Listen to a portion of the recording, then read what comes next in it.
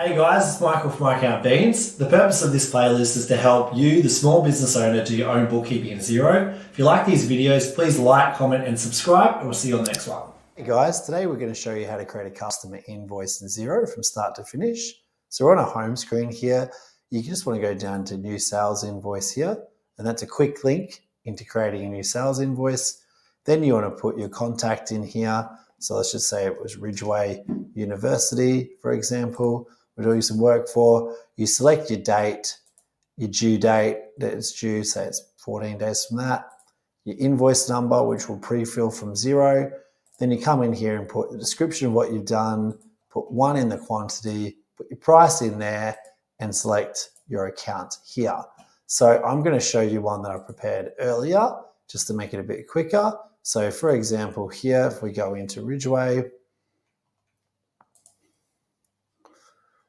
and we'll break down this invoice because this is a bit of a one that's already been done. All right, fantastic. So we've got our client, issue date first, due on the 15th. That was our invoice number. We wrote on-site project management works and we charged $6,000. Note the account we used was 200, which is the default from Xero. So you can just use that one for ease. And we got GST on income. And if you want to have a look what that looks like, you can click on preview and it shows you just here, which is very helpful. You notice here we got the view and pay online link. That's for credit card payments. So if you've set up payment services in Xero, like Stripe or PayPal, that will create an automatic link where clients can click on and put their credit card details and pay. It's a very good system to have. So that's what that is on the invoice. So we'll get out of that now. It's going to click update. Then what we're going to do, if you click email, you can email that directly out to Ridgeway University like this. And when you're happy with it, you just click send. And that's the pre-done email template on the left here. You can see pretty standard.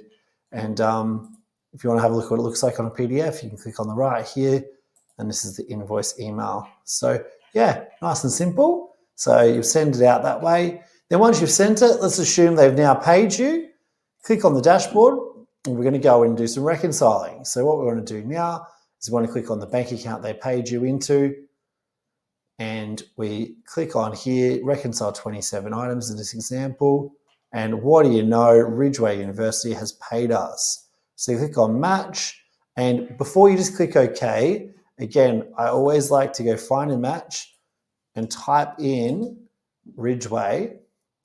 And this is because you might have multiple customer invoices with the same amount, but they're actually different dates, especially if you do service work. So it's always best to search this first rather than just clicking OK. And then what you want to match up is on their reference details, which has come from the bank. You can see here we've got an invoice number, which matches the invoice number that we had on our invoice. The amount's the same. It's green, which means that the amounts are matching. So I'm happy that this deposit is for that invoice. Final step is to click OK, and that reconciles it. That's everything from creating your sales invoice in Xero all the way through to reconciling it in your bank account. Thanks, guys. Hey guys, we hope you enjoyed this playlist. If your business is growing and you're finding it's too difficult to do your own bookkeeping, it's time to call an accountant. We'll leave our website and the link in the description below, and we'll have a chat and see if we can help you out.